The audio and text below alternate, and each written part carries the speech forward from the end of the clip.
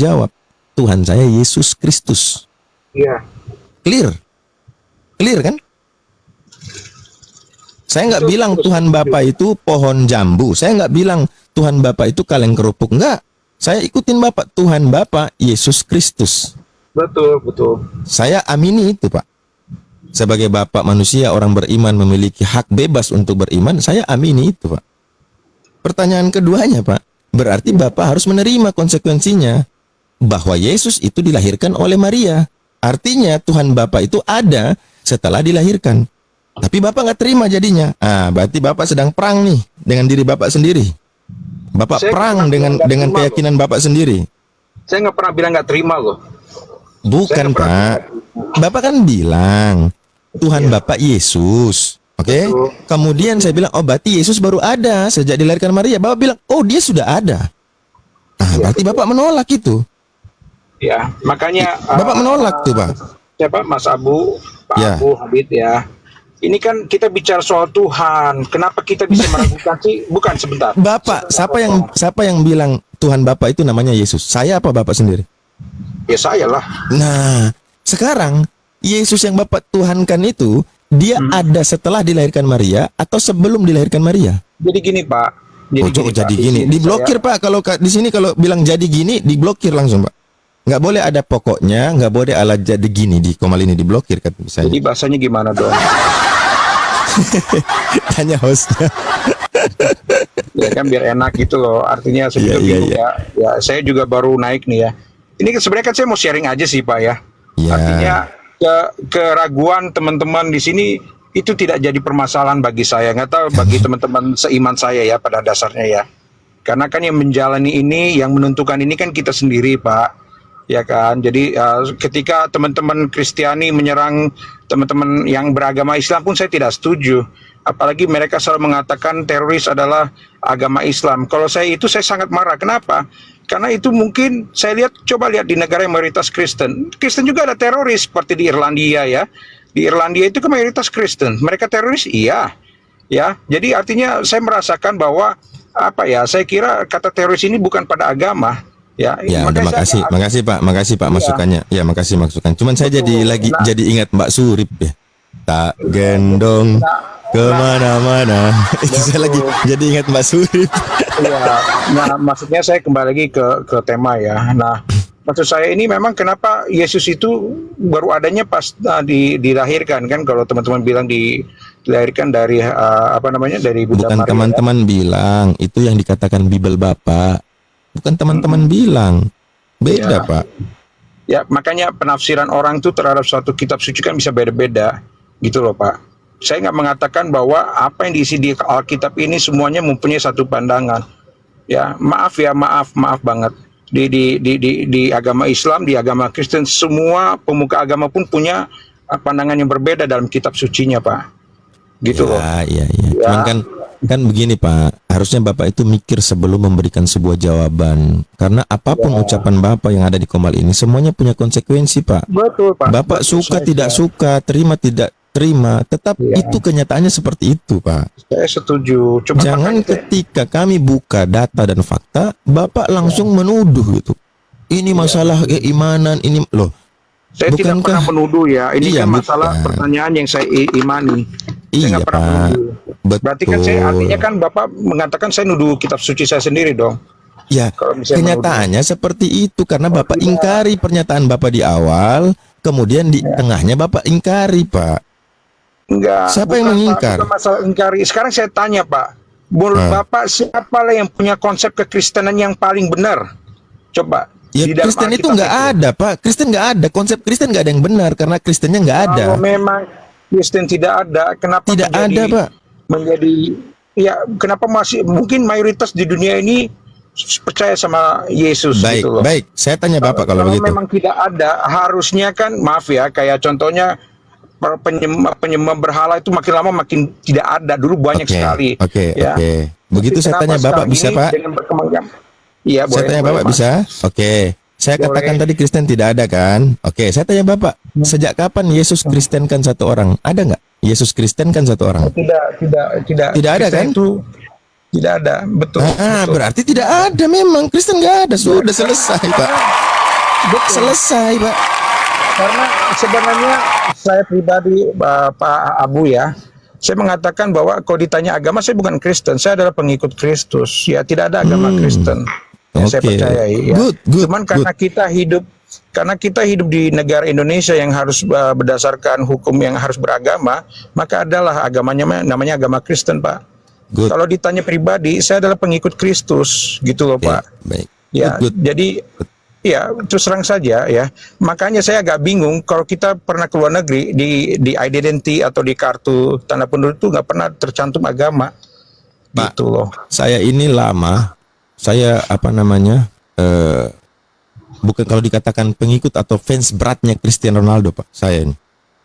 Saya kalau bisa ikutin sampai kadang-kadang gaya jalannya saya mau ikutin ya. Kalau lagi main bola itu, gaya jalan saya itu mau ngikutin Ronaldo karena memang Ronaldo itu saya ikutin dia gitu loh kan. Nah, apapun informasi berita tentang Cristiano Ronaldo yang miring-miring, saya marah. Sebagai pengikut saya marah gitu loh. Ya kan? Yang pokoknya ada pun informasi ya isu-isu tentang Ronaldo begini dan begitu saya marah. Walaupun kemarahan saya itu sifatnya pribadi gitu. Tetapi karena saya pengikut dia, ya, saya tidak mau ada yang buruk dari dia. Sekarang saya tanya Bapak pengikut Yesus, tetapi Bapak menyetujui keburukan yang dilemparkan ke Yesus. Bapak pengikut yang benar apa pengikut yang enggak benar, Pak? Yang mencintai keburukan itu oleh siapa, Pak? Baik, ketika kita lihat sejarah ya, ketika para imam-imam kepala menuduh Yesus menyamakan dirinya dengan Tuhan, Bapak ikut. Padahal itu tuduhan, Pak. Setelah dibuktikan di pengadilan, tidak ada bukti. Bahkan dia diputuskan tidak bersalah, tetapi Bapak tetap mengikuti tuduhan daripada imam kepala. Apa Bapak pengikut apa pembenci sebenarnya? Mengikuti tuduhan daripada imam kepala. Bapak pengikut Yesus atau pembenci Yesus, Pak? Ya, makanya saya bilang ya, ini kan kembali mengenai keimanan, ini adalah masing-masing orang, Pak. Orang mau berbicara apapun itu hak mereka. Itu yang justru memperkeruh ya. Karena Tuhan Yesus juga ya ketika akan membawa kita semua ke surga itu nggak satu kelompok atau satu negara, tapi masing-masing orang, Pak. Gitu loh, Pak. Makanya kembali lagi kalau ada pemuka agama yang begitu-begitu ya saya tidak apa-apa, itu pendapat mereka. Itu pendapat mereka karena dia juga nggak bisa bawa saya ke surga kan, pemuka agama itu. Baik.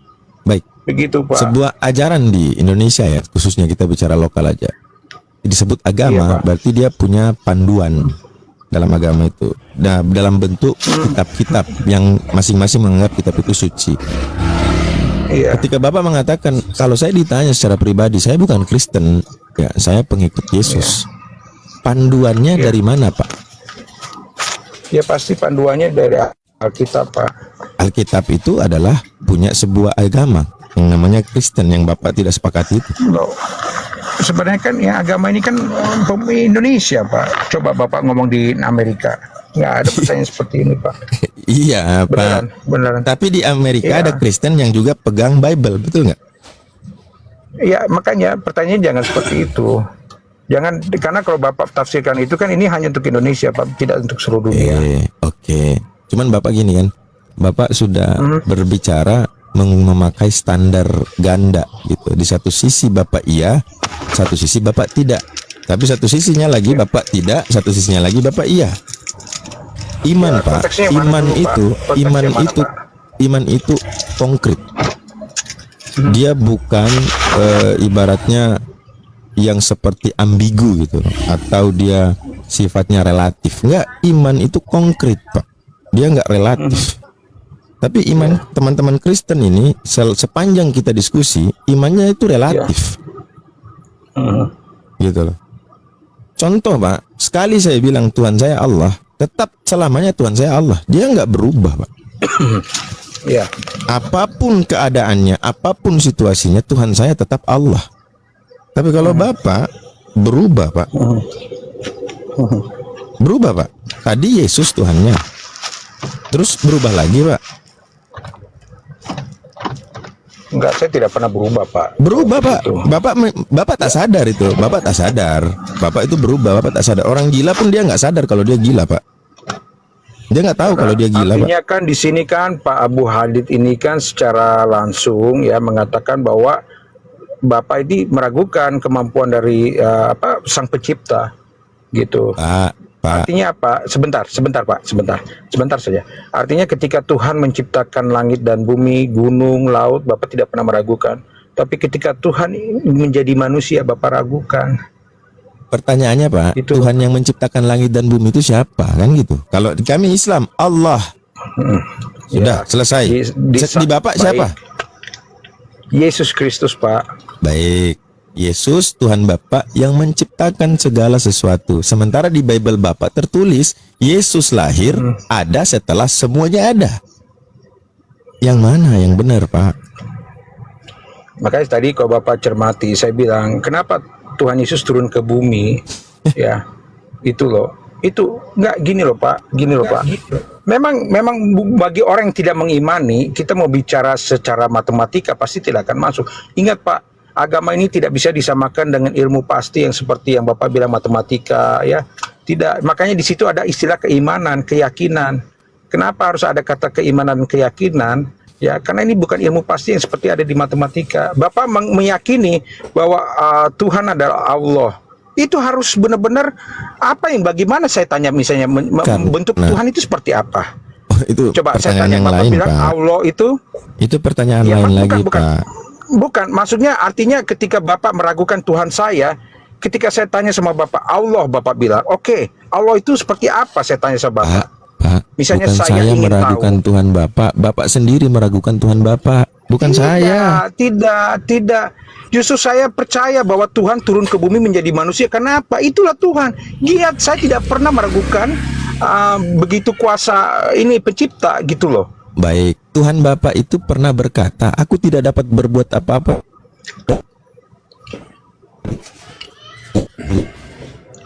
Karena dia turun di situ ada sebagai manusia, Pak Abu, ya. Pada situ kan, kalau misalnya dia turun ke dunia menjadi Tuhan, ya bisa aja dia. Kenapa nggak mesti susah payah harus meyakini dengan cukup dia Tuhan katakan, apa? hei kalian, ini saya adalah Tuhan. Selesai cerita, gitu loh. Tapi kan dia kan turun sebagai manusia seperti kita, gitu loh Pak Abu, gitu. Makanya saya yakini bahwa hal seperti itu ya sangat luar biasa. Kan dia turun ke bumi juga, banyak yang hal yang dia perbuat yang menjadikan. Siapa namanya? Apanya, Pak?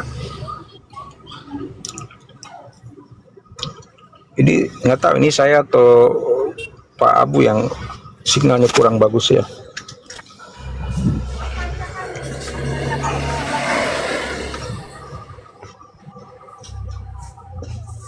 Halo, sinyal saya kurang bagus ya. Oke, ya, oke, jelas ya, Mbak. Pak Cendana, ya, aku bilang Pak, itu harapan dan cita-citanya orang Kristen. Kenapa kami bilang harapan dan cita-cita? Karena tidak ada sumber lagi yang mau dipakai untuk memperkuat ketuhanan Yesus kecuali daripada harapan dan cita-cita saja, Pak.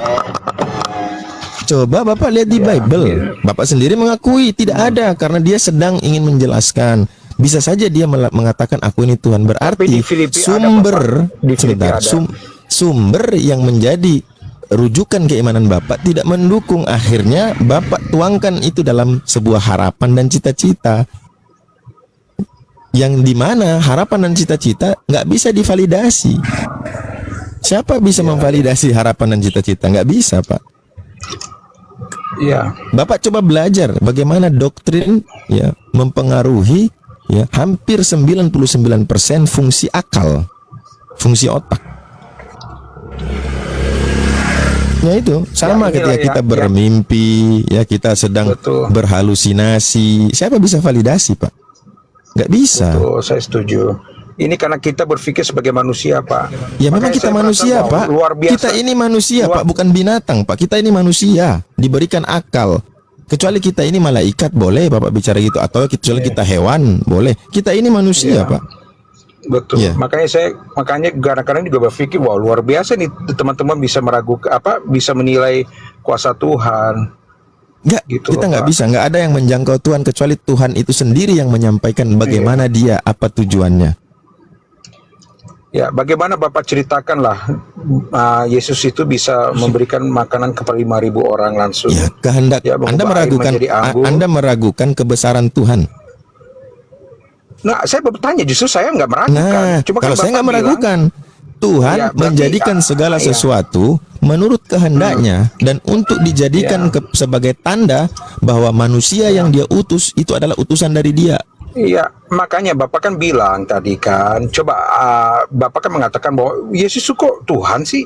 Dia kan manusia, dia lahir dari Maria, ya kan? Yes, Ya, yes. artinya di sini kan, ya artinya kalau begitu, bagaimana Bapak menilai kuasa Yesus terhadap yang saya bilang itu posisi saat itu? Ya, kalau Tuhan kok diberikan kuasa, Pak? Bukannya Tuhan itu pemberi kuasa? Kok Tuhan menerima kuasa, Pak? Gimana cek konsepnya itu Tuhan menerima Bukan. kuasa? Ya, saya mengatakan kalau dia adalah manusia biasa, bagaimana dia bisa membuat? Ya, karena dia menerima kuasa, Pak. Ini ada tertulis di Menerima Bible kuasa. Bapak, dia menerima kuasa. Segala kuasa diberikan kepadaku. Dia menerima kuasa, Pak. Kalau begitu sebutkanlah selain Yesus yang bisa diberi kuasa. Baik, saya tanya Bapak, adakah manusia di dunia ini yang bisa membelah laut kecuali Musa? Ada nggak? Tidak ada. Satu manusia yang lain yang bisa? Oke, saya tanya Bapak, Tidak ada. adakah manusia satu di muka bumi ini yang bisa membangkitkan orang mati? Cuman satu-satunya? Nggak ada. Nggak ada kan? Nah, berarti lebih hebat mana Yesus dengan Musa? Lebih kuasa mana? Zaman Musa itu adalah zaman ketika Oh. Yesus belum turun ke dunia. Ya artinya Pak, kuasa Yesus itu bukan satu-satunya. Karena kalau kuasa Yesus membangkitkan orang mati, ternyata ada lagi yang membangkitkan orang mati. Ketika Yesus melihat orang buta menjadi melihat, ada juga kuasa orang lain yang bisa membuat itu, Pak. Apalagi Nabi Ya, pun makanya pernah, saya bilang. Nabi pun pernah memberikan makanan. Ya, semua nabi utusan Tuhan, kekasih Tuhan itu tentu dijaga, Pak, diperhatikan, Pak. Betul. Dan diberikan pada zamannya. Nggak ada nabi semua berkumpul dalam satu zaman. Ya. Semua nabi di zamannya masing-masing. Musa di zamannya, Abraham di zamannya, Daud di zamannya, Solomon di zamannya. Nggak ada yang ngumpul satu zaman, Pak. Jadi kalau Bapak membantah saya dengan itu kan di zamannya, ya sama aja. Yesus pun di zamannya. Saya boleh bertanya ke Pak Abu Abdid, apakah agama Islam itu adalah agama kebenaran dan benar-benar adalah agama yang benar-benar agama Islam adalah agama yang benar, diberkati oleh Tuhan, ya? Ya, benar, Pak. Agama Islam adalah satu-satunya agama yang di dalam kitab sucinya menyebutkan namanya Islam. Inna dina indallahil Islam. Tidak ada agama yang benar kecuali hanya Islam. Jelaskan Islam. Jadi orang yang beragama Islam adalah orang yang diberkati. Orang yang beragama Islam adalah orang yang diberkati. Sepakat, Oke. Pak? Oke, saya boleh bertanya nggak, Pak? Silakan, Pak. Kalau begitu, mengapa? Ini maaf ya, jangan marah ya. Kita kan Nggak masalah, dialog ya, Pak. Mas. Pak, pertanyaan Mantap. Bapak yang paling ekstrim pun sekalian nggak masalah, aman Bapak di sini karena dalam rangka bertanya, Pak. Betul. Ya, sudah. Bagaimana nasib bangsa Palestina, ya, di mana di daerah Palestina adalah Jazirah Arab yang Ya. dikelilingi oleh hampir 97% beragama Islam. Iya. Ya. Iya. Mengapa negara sekecil itu, ya, yang kita lihat Iya. selama ini, ya, merasa terjajah, bahkan wilayah teritorialnya makin kecil oleh sebuah bangsa yang benar-benar teman-teman kutuk, yaitu bangsa Yahudi. Iya. Kalau Baik. memang agama Islam adalah agama yang benar-benar dikaruniai oleh Tuhan, ya, mengapa seperti ini bisa sampai berlangsung lama? Dan kita tahu ini negara Israel, ya, dan harusnya sebagai bangsa Islam, ya, merasa hal ini harusnya sudah selesai dari zaman kapan gitu loh. Ya. Dan kasihan sekali saya lihat nasib terus terang di kemanusiaannya, ya. Mungkin Baik. itu aja sih, Pak. Terima kasih. Oke, baik. Saya jawab ya dari Al-Qur'an. Di dalam Al-Qur'an, ya, di surah Al-Ankabut ayat yang kedua, Allah berfirman, "Ahasiban nas ayyutraku ayyaqulu amanna wa hum la yuftanun." Allah berkata, apakah manusia mengira bahwa mereka akan dibiarkan hanya dengan berkata, kami telah beriman, sedangkan mereka tidak diuji? Artinya yang terjadi oleh saudara-saudara kami Muslim di Palestina adalah ujian bagi mereka dengan cara seperti itu yang Allah berikan. Karena apa? Semua orang yang akan naik tingkat, naik derajat, naik kelas, pasti diuji. Inilah bagi orang-orang beriman, karena tidak cukup bagi kami berkata kami beriman, lalu kami santai-santai saja. Maka Allah berkata setiap orang dia tidak dibiarkan hanya berkata kami telah beriman, sedangkan tidak diuji. Maka apa yang terjadi bagi saudara-saudara kami di Palestina adalah bentuk ujian bagi mereka, dan kami berdoa semoga mereka bisa melewati segala ujian yang mereka hadapi saat ini. Itulah bentuk keimanan kami sesama saudara Muslim. Gitu ya. Bukan berarti mereka sedang diazab sama Allah, enggak. Berbeda, Bang. Kalau diazab di mana orang-orang itu sudah tidak lagi beribadah, tidak lagi terdengar suara azan, lalu tiba-tiba datang perang, maka itu bentuknya azab. Tapi selama masih dikumandangkan azan, mereka masih pergi sholat, masih melakukan ketaatan, lalu datang musibah, maka inilah bentuk ujian. Begitu. Ya. Dan itu ladang amal bagi mereka itu, Pak. Itu amalan yang besar bagi mereka. Benar. Justru ketika dalam keadaan ujian mereka wafat, mereka yang disebut dengan apa? Sayyid. Mati dalam keadaan tanpa hisab, langsung masuk surga.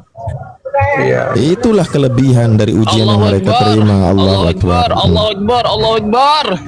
Allahu Akbar. Ya Allah. Tuh. Jadi bukan kutukan, bukan pembiaran. Ya. Begitu. Ya nggak apa-apa. Ini kan kita berdialog ya. Kalau saya sih punya pandangan berbeda. Di sini adalah tanah yang dijanjikan oleh umat Yahudi yang diberikan oleh Tuhan. Ya memang ini kita punya versi masing-masing, Pak Abu Wahid ya. Ya makanya saya kira memang saya tidak pernah menyalahkan ajaran agamanya Bapak dan teman-teman. Ya, cuman saya agak sedih aja ketika apa ya, nggak tahu saya tujuannya ya. Saya bukan sok benar ya. Saya juga malas juga. Cuman kalau diajak berdialog ini saya senang. Cuman ketika menyerang dan counter attack ya, karena kan agama Islam juga merupakan agama yang benar-benar agama yang paling bagus lah, atau enggak yang mengajarkan kasih ya. Harusnya kan kalau mengajarkan kasih kan tidak ada lah serangan terhadap agama-agama yang lain gitu loh. Begitu, Pak. Ya harusnya kan kalau saya misalnya mau jadi seorang mualaf nih ya, ketika saya ingin mempelajari soal agama Islam, tapi ketika saya melihat sebuah agama menjelekkan agama lain dan agama dia adalah yang terbaik, buat apa? Jadi gini, dan Pak, agama Bapak adalah agama yang terbaik gitu loh. Cukup ya, kalau tidak percaya itu urusan kamu aja, mati ya masuk neraka kan gitu harusnya. Pak, saya belum pernah ketemu ya penyembah berhala dia mengatakan agamanya paling buruk, Pak. Dia mengatakan dia paling baik. Semua kayak yang meyakini sesuatu dia mengatakan keyakinannya paling baik.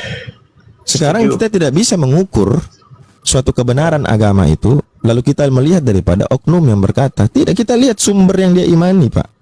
Disitulah kita diskusi gitu, Pak. Bukan bicara tentang keimanan Bapak. Betul, tapi tidak menyerang, Pak. Gitu. Yang dimaksud menyerang Pak. itu gimana? Ya, contohnya ya kan saya untungnya di sini saya kira roomnya dengan khususnya Pak Abu Hadid ya, saya salam hormat ya, artinya hormat Pak Candu, tidak menyerang. Pendana, Iya, artinya tidak menyerang secara membabi buta ya. Kita tahulah kalau dalam perdebatan itu menyerangnya seperti apa. Ya, contohnya Yesus dibilang kayak apalah itu, dan mungkin kalau Nabi saya Muhammad dibilang, saya memuliakan Yesus, menghormati, dan saya tidak setuju dengan orang-orang yang berseberangan dengannya, Pak. Iya, saya tahu. Iya, seperti itulah. Artinya juga apa ya, mengcounter isi dari ini ya nggak apa-apa, karena itu kan adalah ilmu pengetahuan yang ingin Bapak tanyakan. Itu saya senang. Ya, tetapi artinya di sini kita harus juga lihat ada batasan-batasannya, Pak. Gitu. Dan saya syukur di sini saya lihat, makanya saya mau naik ini ya, karena emang keterbukaan ya. Artinya Bapak ingin menjelaskan mengapa Bapak mempercayai itu hal yang wajar, karena ingin ketahuan Bapak seperti apa sih.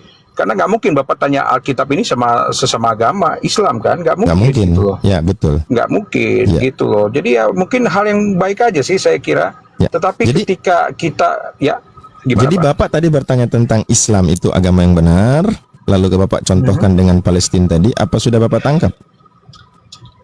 Ya, nggak apa-apa. Saya tangkap sekali. Artinya di sini adalah pengorbanan yang merupakan sebuah ujian bagi saudara-saudara kita yang ada di Palestina, kan gitu. Ya, baik. kan? Apa yang dialami oleh saudara-saudara di Palestina belum ada apa-apanya dibanding para nabi, Pak. Karena Nabi mengatakan bahwa ujian yang paling berat adalah para nabi. Kemudian setelahnya, karena tingkat keimanan seseorang itu berjalan dengan tingkatan ujian yang harus dia cobaan yang harus dia terima. Iya, Karena tidak mungkin orang mau lulus sarjana S3 itu dengan persoalan yang mudah-mudah. Paling sulit itu. Beda dengan orang mau naik kelas 1 SD, kelas 2 SD. Pertanyaannya mudah karena memang pengetahuan dia setara itu, maka ujinya juga setara itu. Tapi ketika dia mau ambil S3, maka tentu ujiannya lebih tinggi lagi.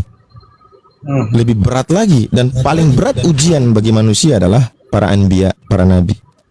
Lalu setelahnya. Pak, saya boleh bertanya nggak, Pak? Silakan. Mohon maaf sebelumnya. Ya. Ketika seseorang menghina ya seorang nabi yang disebut nabi yang mungkin yang Bapak paling muliakan adalah Nabi Muhammad ya. Ya, apakah benar bahwa orang yang telah melakukan penghinaan terhadap Nabi Muhammad itu boleh kita bunuh? Ya, dilihat dulu, Pak. Kan Islam itu bukan agama serampangan ya. Melihat keadaan, ketika di situ kita tinggal di bawah sebuah penguasaan satu negara atau pemimpin, maka kita ajukan itu ke pemimpin karena kita diwajibkan untuk taat itu kepada pemimpin. Kita bukan brutal, bukan barbar gitu ya, main hakim terus sendiri. Pemimpin mengatakan, anggaplah pemimpin itu mengatakan ya harus dibunuh. Maka itulah hukuman yang dijatuhkan kepada dia berdasarkan perintah pemimpin, maka nggak ada salah. Jadi seorang manusia bisa mencabut nyawa seorang manusia? Boleh, Pak. Boleh ya? Boleh, Pak. Asalkan dengan cara yang benar, cara yang hak. Ini orang lagi santai-santai, nggak ada masalah apa-apa, saya datang bunuh. Nggak boleh, Pak.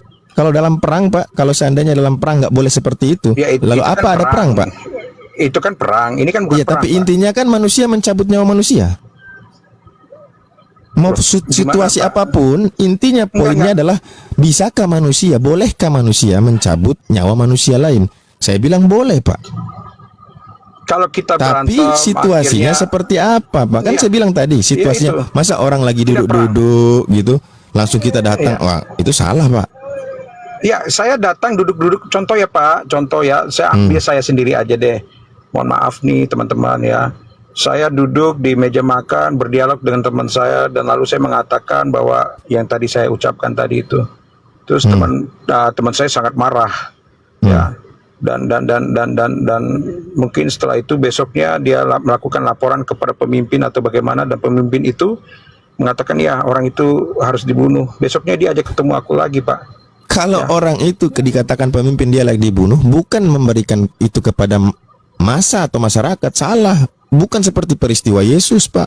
Setelah dikatakan Yesus tidak bersalah, dikembalikan kepada para ahli-ahli Torah dan imam kepala, mereka malah serahkan ke massa. Ini apa ini?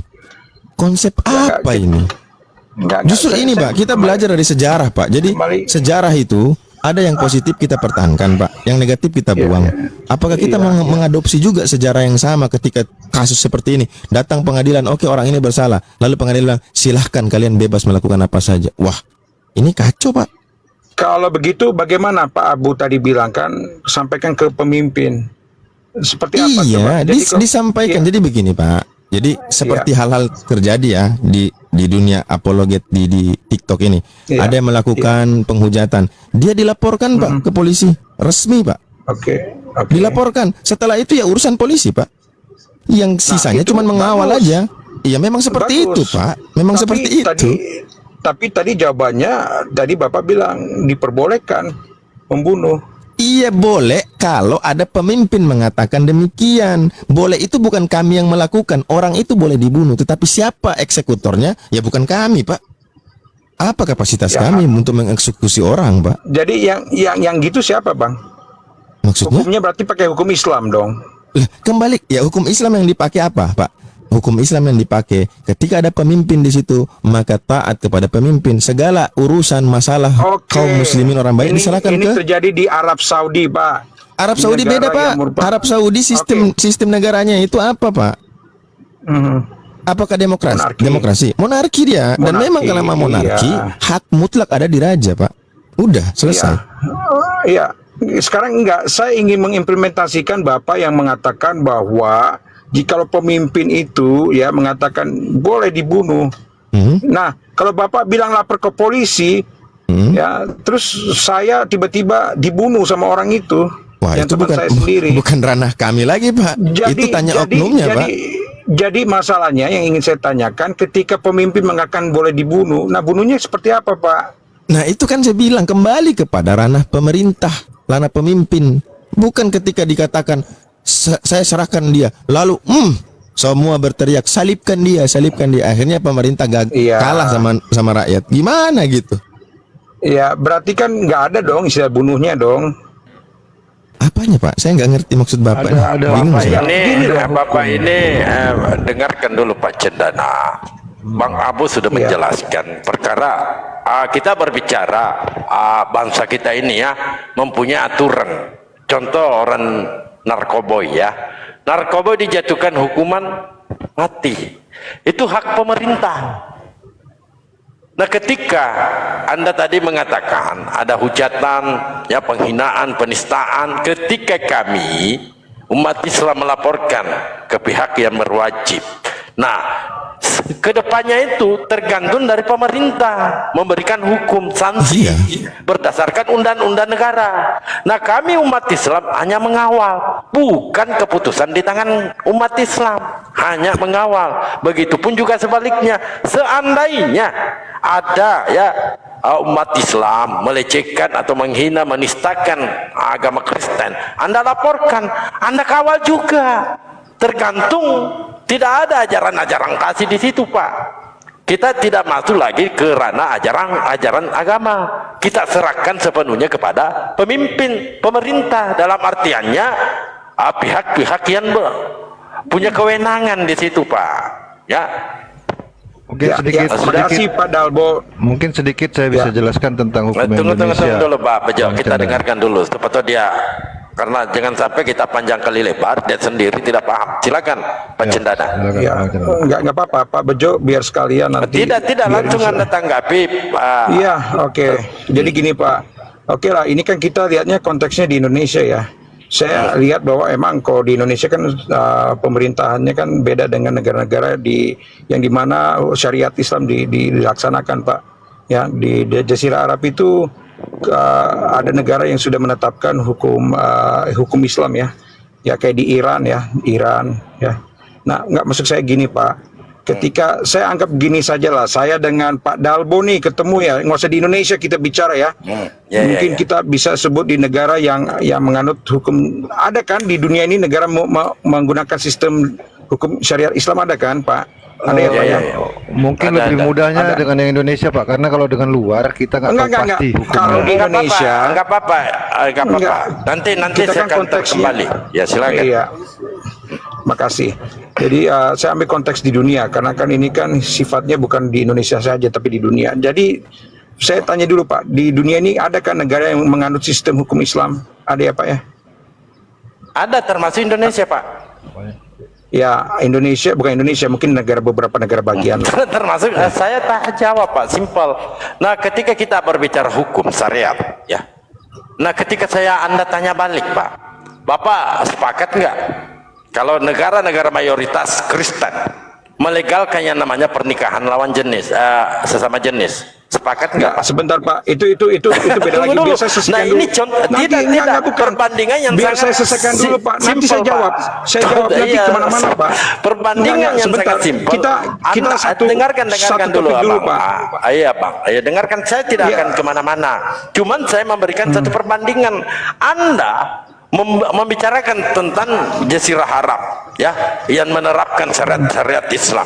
Tetapi Anda begitu dijelaskan, Anda tidak mau terima.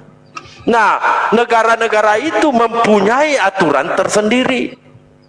Ya, contoh di Indonesia mempunyai tata hukum yang tersendiri berdasarkan pemerintah. Begitupun juga Malaysia, begitupun juga Jepang dan sebagainya, berbeda-beda. Itu penerapan. Nah, ketika saya memberikan satu perbandingan, apakah Bapak sepakat? Dan Bapak harus bantah. Apakah Bapak sepakat ada pernikahan ya sesama jenis yang dilegalkan oleh pemerintah, bahkan gereja melegalkan? Bagaimana itu Pak tanggapan Bapak? Saya jawab Itu ya, dulu. Saya jawab ya, laknatlah silakan. mereka itu Pak, laknatlah mereka itu. Iya, semua mengatakan laknat, tapi dasar Bapak Iya. mengatakan mereka laknat itu apa? Kita Ya, harus karena mempunyai di dasar ajaran- Pak, data Iya, antitesis iya. untuk dengarkan Pak. Betul. Kita harus membantah argumen mereka itu, pernyataan mereka, dasar mereka melegalkan itu Pak. Kita harus mempunyai data antitesis untuk membantah. Betul. Apa antitesis Bapak? Ya, antitesisnya jelas-jelas di Alkitab mengatakan tidak diperbolehkan pernikahan sejenis LGBT. Tapi kalau ada dalilnya Pak gimana? Dalilnya mana? Boleh tahu kan? Ya baik. Ya, karena Bang Abu ini luar biasa penjabarannya, tetapi Bapak lari kemana-mana. Bapak Ya, bisa udah, saya baca kembali lagi Bible ke- Ibrani 6 ayat 1 Pak. Saya sebentar ya, saya buka dari handphone aja karena nggak bawa kitab suci ya. Ini satu persatu dulu, saya nggak langsung dulu ke poinnya ya, satu persatu dulu. Enggak, sebenarnya gini Pak, saya kan belum selesai tadi ini ya. Kenapa sih saya selesai? Enggak, bukan. Saya akan tetap jawab. Cuman jadi maksudnya Kan sudah enggak sih. dijawab Pak Harusnya oleh Pak Bapak- Abu. Ini bukan, saya belum selesai, jawaban Pak. Ini Bang kan saya Abu baru itu ambil luar contoh. biasa Pak, berdasarkan dalil-dalil Iya. yang Saya ada di salut. dalam Al-Quran. Saya salut. Betul, betul. Enggak, Ya maksud saya salut, kan cuman tadi bertanya Bapak belum nggak selesai. terima. Kok nggak Bapak terima? kemana-mana. Loh, justru saya kan tadi izin bertanya Pak. Nah, kalau izin bertanya saya boleh sudah bebas dong dijawab bertanya. Pak, sudah dijawab Pak. Belum selesai Pak. Ini baru contohnya Pak. Apa-apanya yang Saya tidak bertanya. selesai, apanya yang tidak selesai, Ya, dan di boleh mana saya- Bapak yang boleh tidak saya teruskan? mengerti. Boleh Silakan. saya teruskan makanya. Silakan. Oke, terima kasih Pak Dalbo yang saya hormati. Ya, oke, tadi kan saya bilang ini adalah hukuman di mana suatu negara menerapkan syariah Islam, Pak. Ya, artinya di syariah Islam mengatakan bahwa jikalau seseorang telah menghina Nabi Muhammad diperbolehkan bunuh. Ya, tiba-tiba saya berbicara sama abangku Bang Dalbo di suatu tempat di daerah negara di mana menganut sistem itu. Tiba-tiba saya menghina, tiba-tiba Bapak tidak terima Pak Dalbo, langsung membunuh saya. Nah, apakah di sini Pak Dalbo akan dianggap sebagai mati apa istilahnya apa ya? Bukan ini ya, apa mendapatkan pahala mungkin ya, atau wajib dihukum juga Pak Dalbonya Pak? Karena telah membunuh seseorang, yaitu apa Baik. misalnya Pak Dalbo. Baik, kalau saya itu Pak ditanya langsung aja. Nah, ketika Anda mengatakan ada yang menghina Nabi Muhammad lalu hukumannya dibunuh, kira-kira ada nggak di Indonesia Pak yang menghina Nabi Muhammad yang dibunuh? Silakan. Enggak, ini langsung di dunia Pak, yang Saya Indonesia tanya dulu Pak. Bapak, Karena buktikan dulu pembicaraan Bapak ada nggak yang menghina Nabi Muhammad ini kan lalu dia kita dibunuh? Ya, karena mungkin tidak akan ada Pak, karena kita sistemnya adalah kalau bukan tidak negara ada, ya yang selesai, kelar. seperti itu. Iya. Karena ini Bang Dalbo, bukan. jangan Gini berbicara loh. secara global sementara hukumnya atau yang disebut dengan khilafah Islam dalam satu kepemimpinan itu belum ada sekarang ini. Pak. Ya, kan Ada ini kan hukum bicara agama Islam Pak di bawah Abu satu Hadi. pimpinan dan itu seluruh global. Iya, iya. Saya bisa jawab kalau itu terjadi yang disebut Enggak. dengan khilafah telah tegak. Di negara yang telah, makanya saya bilang tadi Pak Abu Hadid, mohon maaf, di negara yang menganut sistem syariat Islam Oke. Pak.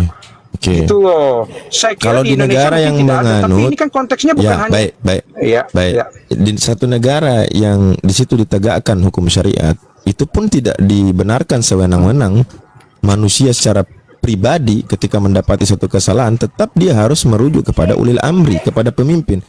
Tidak bisa rakyat itu mengambil keputusan sendiri walaupun negara itu negara syariat, termasuk hukum had, hukum cambuk dan lain sebagainya, semuanya dikembalikan ke pemimpin. Jadi nggak ada walaupun negara itu negara syariat, lalu bapak atau saya membunuh bapak, saya pun kena hukuman Pak.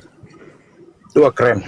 Saya kena hukum Pak, Oh, gitu. karena di situ ada Terima pemimpin. Saya melangkahi pemimpin dan itu hukumannya berat Iya. Pak. Gitu. Nah, keren. Saya terima kasih. Nah, Pak Oke. Pak Abu, kalau pemimpinnya mengatakan it's okay, tidak Kalau apa-apa. pemimpinnya suruh Abu bunuh bapak, saya bunuh karena berdasarkan instruksi pemimpin saya. Nah, oke, Gitu. itu yang saya ingin tangkap. Oke, Berarti selesai ya. intinya ya selesai. Artinya di Islam diperbolehkan manusia mengambil nyawa seseorang manusia juga. Gitu ya. Boleh. Oke. Dalam Kenapa nggak situasi, tidak menunggu situasi yang bagaimana? Betul. Dilihat dulu situasionalnya Pak, bukan langsung. Betul. Iya, saya siap. Bapak ini begini, jangan dipremin Pak, bahwa di Islam itu diperbolehkan mengambil nyawa seseorang. Tidak, ini ada proses Pak, Iya. proses peradilan. Ada Iya, proses betul, Pak. peradilan. Betul. Iya, Pak. Pak, Nah, yang kalau aneh di itu ajaran Pak. Kristen Pak, tanpa Ya. ada proses Nah, peradilan, itu dia. kalau mau diterapkan, ya Itu mau dia, Pak. diterapkan, seandainya mau diterapkan, tidak ada peradilan, sistem makar, sebagaimana yang dilakukan oleh Kepada di Yesus. sana ya, bukan di Indonesia, bahaya kalau disebut itu. Oh, orang bersalah Itu. dihukum. Orang tidak bersalah dihukum. Iya. Oke. Saya Itu. ke Pak Dalbo ya tadi ya, Ayo, silakan, mengenai Pak. LGBT ya, Iya, kan iya, gantian iya, ya, karena jangan saya sudah Pak. terjawab. Dengarkan dulu abangku, kita santai aja ya, jangan menggunakan kata itu. Begini aja Pak, wowo dengan wowo ya. Sebelumnya saya narasikan dulu berdasarkan dalil, nanti Anda sanggah apa data antitesis Anda membantah argumen-argumen yang diterapkan oleh orang-orang luar itu yang mayoritas Kristen. Iya, siap. Antitesis Anda harus dipersiapkan dulu supaya bisa mengkanter argumen saya. Yang pertama di dalam Ibrani 6 ayat pertama. Sebab itu marilah kita tinggalkan asas-asas pertama dari ajaran tentang Kristus dan beralih kepada perkembangannya yang penuh. Janganlah kita meletakkan lagi dasar pertobatan dari perbuatan-perbuatan yang sia-sia dan dasar kepercayaan kepada Allah. Ada 2 poin di sini Pak. Pertama, mengajak Anda ya, ayat ini mengajak Anda untuk meninggalkan ajaran pertama yang diajarkan oleh Yesus Kristus. Dan kedua, mengajak Anda untuk tidak meletakkan lagi kepercayaan kepada Allah. Nah, itu ada 2 poinnya, silakan dicatat di Ibrani 6 nomor 1. Lalu di 1 Korintus 6:12, segala sesuatu halal bagiku, tetapi bukan semuanya berguna. Segala sesuatu halal bagiku, tetapi aku tidak membiarkan diriku diperhamba oleh sesuatu apapun. Ini harus Anda pahami, ya. Nah, poinnya di sini di Roma 1 nomor 26 sampai 27. Ini dia Pak, aslinya. Karena itulah Allah menyerahkan mereka kepada hawa nafsu yang memalukan. Sebab istri-istri mereka menggantikan persetubuhan yang wajar dengan yang tak wajar. Demikian juga suami-suami meninggalkan persetubuhan yang wajar dengan istri mereka dan menyala-nyala dalam birahi mereka seorang terhadap yang lain, sehingga mereka melakukan kemesuman laki-laki dengan laki-laki. Nah, di Eropa sana yang mayoritas Kristen melegalkan, bahkan memberkatinya itu pendeta Pak. Jadi antitesis yang Anda mau bawa membantah argumen saya, silakan. Apa narasi Anda, wewenang Anda, atau data Anda untuk mengkantor narasi ini, karena ini dilegalkan oleh pendeta dan ada bertempat di mayoritas Kristen di Perancis maupun di Amerika, di Inggris dan sekitarnya. Silakan Pak. Izin Bang Dalbo, Pak Cendana, sebelum menjawab, saya mau info kepada saudara-saudara di bawah, tolong support ya di tab-tab layar, follow akun-akun di atas ya, saudara-saudara muslim yang di bawah, bantu supportnya di tab-tab layar, kemudian follow akun-akun saudara-saudara muslim yang di atas. Itu aja, bantu ya, 319 orang nih ya. Ya silakan Pak Cendana. Iya, sebentar Pak. Oke. Bentar, sedikit lagi. Jadi di sini Pak, ini kan keyakinan saya ya. Ketika Bapak saya tadi yang Roma saya nggak ngutip karena saya lagi baca yang Ibrani 6 ayat 1 ya Pak ya. Kan di situ dikatakan bahwa ya pertama ya kita tinggalkanlah ajaran tentang berbagai hal ya. Mari kita tinggalkan asas-asas pertama dari ajaran tentang Kristus dan beralih kepada perkembangan yang penuh. Janganlah kita meletakkan lagi perdebatan. Dia menceritakan situasi di mana kalau kalian ingin melakukan ini, ya monggo, silakan. Ya, artinya apa? Bahwa ini adalah kembali lagi kepada manusia sendiri, yaitu kita yang mempunyai individu yang menentukan mau kita percaya sama Yesus ajarannya atau tidak. Karena di bawahnya, Pak, di ayat 6 Ibrani 6 ayat 9 sampai 10 itu dikatakan, Pak, hai saudaraku yang kekasih, sekalipun kami berkata demikian tentang kamu, kami yakin bahwa kamu memiliki sesuatu yang lebih baik yang mengandung keselamatan. Di sini ada kata selamatan. Sebab Allah bukan tidak adil sehingga Ia lupa pekerjaanmu dan kasihmu yang kamu tunjukkan kepada namanya oleh pelayanan kepada kamu orang-orang kudus yang masih kamu lakukan. Jadi kami supaya kamu menunjukkan kesungguhan yang sama. Jadi artinya apa? Kamu harus menunjukkan bahwa kalau kamu adalah pengikut Kristus yang benar, maka hal-hal yang Bapak sampaikan di ayat 6 dan 1 itu tidak akan dilakukan. Dia menceritakan situasi di mana hal ini tidak akan menjadi persoalan. Kembali lagi ke kalian semua. Tapi kalau ingin kalian masuk ke surga, maka hal yang itu tidak akan kalian lakukan. Seperti itu Pak maksudnya Pak. Ya, jadi kutipannya itu benar ada. Tapi kalau kita baca lagi ke bawah, maka kita akan melihat bahwa konteks yang disampaikan oleh Bapak itu adalah konteks di mana kita sebagai manusia yang menentukan hidup kita seperti apa. Kamu mau ikut ajaran yang Kristus mengenai keselamatan atau ikut iblis? Seperti itu Pak. Itu dari saya Pak ya. Itu saya udah jawab Bapak tuh. Terima kasih Pak. Kalau yang Roma tadi, Roma berapa Pak ya? Saya nggak tahu tadi, saya nggak sempat ini kan lagi baca. Meninggalkan pengajaran Kristus itu, ini kan pengajaran orang-orang yang diberi restu, Pak. Kenapa ditinggalkan? Kan di sini, ya. Sebab itu marilah kita tinggalkan asas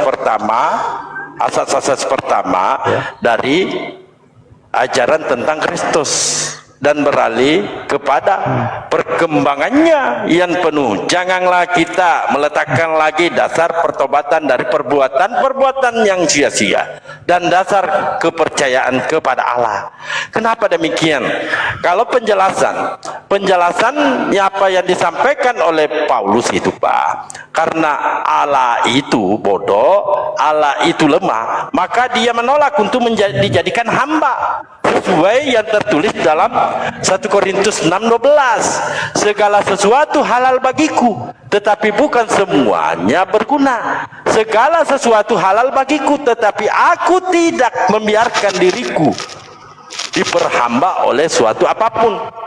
Nah ini mereka didatangkan murka dan melakukan hal ini Pak. Ya, di Roma 1 ayat 26 sampai 27 di sini. Kemesraan laki-laki dengan laki-laki dan dilegalkan oleh pendeta, diberkati oleh pendeta. Ini nih, nah ini di Perancis ya Pak, gereja Protestan, pernikahan pendeta sesama wowo. Jadi kami ini Pak, ketika kita berargumen berdasarkan data dan pembuktian, nah, silakan dibantah Pak, ya, berdasarkan data-data Bapak bahwa di mana ada larangan. Karena di sini jelas kalian ini diajak untuk meninggalkan ajaran asas pertama yang diajarkan oleh Yesus Kristus. Apa ajaran pertama yang dibawa oleh Yesus Kristus? Ketika orang Saduki bertanya perkara hukum yang terutama dan kedua, jawaban Yesus, dengarlah hai orang Israel, Tuhan Allah kita, Tuhan itu Esa. Di sini ada 2 poin. Anda diajak meninggalkan ajaran pertama yang diajarkan oleh Yesus dan diajak untuk meninggalkan kepercayaan kepada Allah. Lalu untuk menolak menjadi hamba sesuai tertulis di 1 Korintus 6:12. Maka Allah murka dengan pernyataan-pernyataan itu Pak. Maka mereka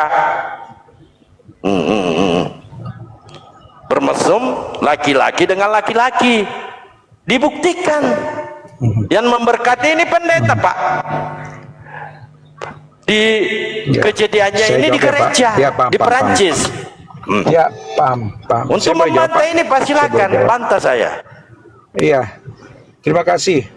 Artinya di sini Pak, semua gereja, banyak gereja sesat, ya. Masjid pun ada masjid yang sesat, ya. Artinya kita harus bisa memilah lah, ya. Kalau ambil contoh seperti itu, saya kira ada juga kok di ajaran teman-teman di saudara kita yang beragama Islam, di mana di masjid pun ada mengajarkan sesuatu yang sesat. Saya bilang ini gereja sesat, Pak. Ya, tapi itu juga tidak bisa menjadikan patokan bahwa itulah ajaran yang diajarkan oleh Yesus Kristus. Ya, kalau kita ngambil contoh seperti itu, ya saya kira tidak semua gereja juga sempurna, Pak. Ya, karena gereja juga adalah rumah ibadah yang butuh namanya dukungan finansial. Ya, terus terang saja, yang mau bayar pendeta siapa, yang gaji pendeta siapa, yang mau beli gedung ruang rumah pendeta siapa. Jadi artinya finansial di sini pasti, di mana saya kira ya mungkin kita bolehlah kita berpikir yang logis aja. Ya, artinya gereja ini bukan gedung yang benar-benar sempurna yang di ini kan enggak. Ini kan gereja ini kan adalah rumah ibadah yang di mana manusia juga yang buat gitu loh. Gitu loh Pak. Jadi saya kira nggak fair ya ketika kita ngambil satu contoh di Perancis yang Bapak sebut sehingga mengeneralisasikan bahwa ajaran di Kristen itu seperti itu. Janganlah gitu loh.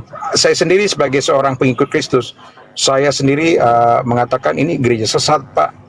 Begitu Pak. Jadi ini kan masalahnya kan ini manusia yang dilakukan oleh manusia. Apakah saya menyembah yang pendeta yang ada di gereja itu kan enggak. Gitu loh Pak. Jadi ya artinya kita fair lah. Saya juga nggak mau juga ngambil contoh misalnya masjid ini mengajarkan ini, wah sesat ini. Begini abangku. Saya yakin 100%. Ya, begini abangku. Ketika Anda mengatakan tentang dalam masjid, ditunjukkan Pak, disandingkan data-data dan ditunjukkan. Enggak, saya nggak mau.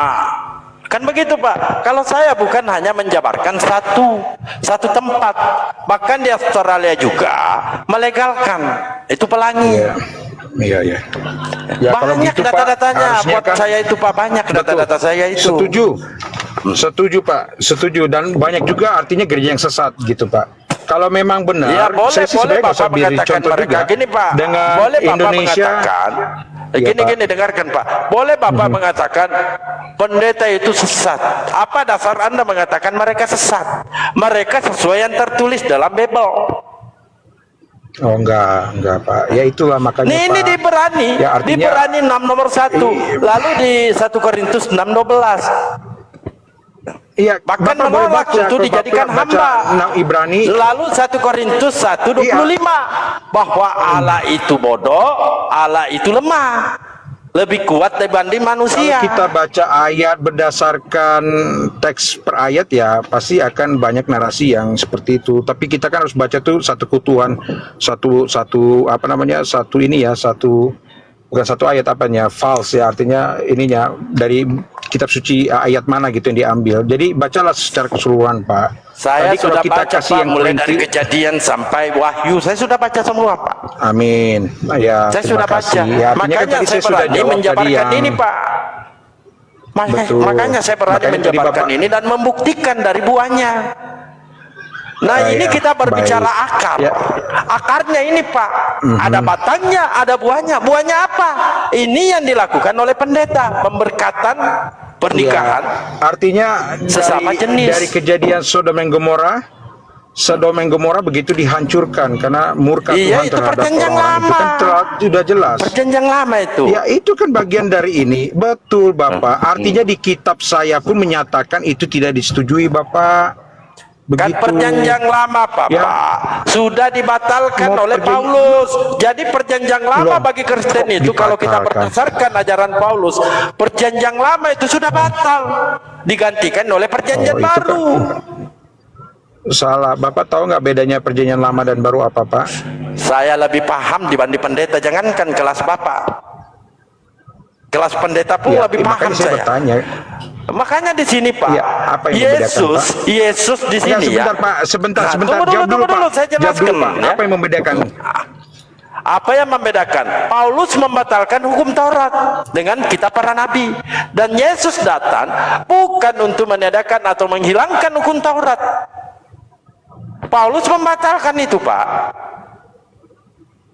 Jadi yang berlaku sekarang buat Bapak itu, ya, perjanjian baru mengajak kalian untuk meninggalkan ajaran asas pertama yang diajarkan oleh Yesus Kristus, dan mengajak kalian tidak percaya lagi kepada Allah. Nah, di sini di Roma 1:26-27 ini memang judul perikopnya Allah murka. Kenapa mereka Allah murka? Karena mereka ini tidak percaya lagi kepada Allah dan menolak untuk dijadikan hamba. Maka mereka diberikan, ya, nafsu yang sangat memalukan. Nafsu yang sangat memalukan itu dibuktikan diberkati oleh pendeta. Pernikahannya di gereja, bukan di gedung-gedung biasa. Ini di gereja, di rumah ibadah. Nah, itu yang saya sampaikan kepada Bapak. Apa dasar Bapak mengatakan pendeta yang melegalkan hal-hal seperti ini, bahwa mereka sesat berdasarkan ajaran Bible Perjanjian Baru? Ya. Jadi gini, Pak, kalau Bapak bilang lebih mengerti daripada pendeta sendiri, ya silakan. Itu kan Bapak yang mengakui sendiri, ya. Cuman saya ingin mengatakan bahwa perbedaan perjanjian lama dan baru adalah, perjanjian lama adalah ketika Tuhan Yesus belum turun ke bumi, ya. Mulai dari perjanjian baru sampai Wahyu itu adalah di mana Tuhan Yesus datang ke bumi, Pak. Itu pertama, itu yang sederhana aja. Ya, bukan masalah Paulus ini itu enggak Pak, enggak ada hubungannya, Pak. Ya, jadi itu makanya kami sampai sekarang ini, kalau memang Paulus mengatakan itu bahwa perjanjian lama sudah dicabut, kenapa kita sebagai pengikut Kristus masih menggunakan perjanjian lama, Pak? Dan umat mana yang hanya menggunakan perjanjian lama, yaitu orang Yahudi, Pak. Gitu loh, Pak. Itu membedakan, Pak. Yahudi itu hanya menggunakan perjanjian lama sebagai kitabnya mereka. Tapi ketika sudah ada Yesus turun ke dunia, maka mereka tidak mengakui itu, yaitu perjanjian baru. Jadi yang membedakan orang Yahudi dan Kristen adalah itu, Pak. Itu loh, Pak. Jadi orang Yahudi adalah orang yang menggunakan kitab perjanjian lama. Abangku, Enggak, sebenarnya saya kagak ke situ. Bapak bisa baca ini. Tidak heran jika Paulus berkata, ya, menjadi ini biasa kena banned kalau dibaca, ya. Bapak paham aja. Ya sudah, ya? nggak salah. Iya, saya sudah baca. Bukanlah kejahatan. Ini penjelasan pakar teologi Katolik. Ya, itu coba Katolik, kita lihat. Pak. Itu kan Katolik. Saya kan. Nah, tadi Katolik, saya tunjukkan Pak. Protestan juga, Pak. Saya tidak. Saya tunjukkan juga Protestan. Katolik, usah, Pak. Saya tunjukkan juga aja, Pak. Protestan Katolik, Katoliknya juga. Katolik. Saya tunjukkan ada Silakan. dua bukti. Iya. Ada dua bukti bahwa yang melakukan di sini. Ini gereja apa, Pak? Di situ. Perancis, ya, pendeta di Perancis. Ini Ya, ini Protestan, ya, Pak. ya. Protestan ini. Oh ya. Nah, pernyataan, ya. Ini Paus. Lagi-lagi Paus mengajak umat Katolik untuk merangkul dan menerima orang-orang cicu. Bahaya kalau disebut, Pak, kena banned kita. Cicu. Nah, Anda saja yang paham, ya. Cicu. Nah, itu. Jadi gini, Pak, apa pandangan Pak. Bapak ini mau melawan Paus, ya? Ya, saya melawan karena saya bukan Katolik, Pak. Baik. Silakan argumen Bapak. Ya, makanya kenapa ada ajaran Protestan, ya? Karena di Katolik itu kan makanya ada namanya Martin Luther, ya, Pak. Ya, makanya memprotes kebijakan dari gereja Romawi gitu, Pak. Nah, itu sudahlah, ya. Jadi apa yang dikatakan Paus itu adalah itu kan berdasarkan ajaran Katolik, ya. Kalau saya kan bukan Katolik, Pak. Jadi saya skip untuk masalah itu. Ya. Jadi yang kedua adalah, ya, saya kira bahwa kalau Bapak bilang ini gereja Protestan, ya saya anggap itu gereja sesat, selesai. Kalau begitu, Pak, saya ambil contoh, ya. Kita nggak usah dunia deh. kalau saya sampaikan dunia ya, Sunni Syiah itu sama-sama Islam, Pak. Ya, sama-sama menggunakan Alkitab, Al-Quran sebagai kitab sucinya, tapi kenapa mereka bisa berantem? Itu hal yang sama di Kristen juga, Pak. Bapak yang Indonesia Sunni ya pasti akan mengatakan bahwa Syiah itu sesat. Sedemikian sebaliknya, ini juga sama. Ketika ada gereja yang mengatakan pernikahan sejenis cicut itu, ya saya akan mengatakan itu sesat. Jadi ini hal yang biasa gitu. Jadi kembali lagi saya katakan bahwa ya kita kembali lagi ke individu kita lah gitu loh. Makanya saya bilang, Pak, ya jangan, saya juga nggak pernah mengatakan bahwa semua Islam izin dulu, Pak. Saya tidak akan lari dari topik.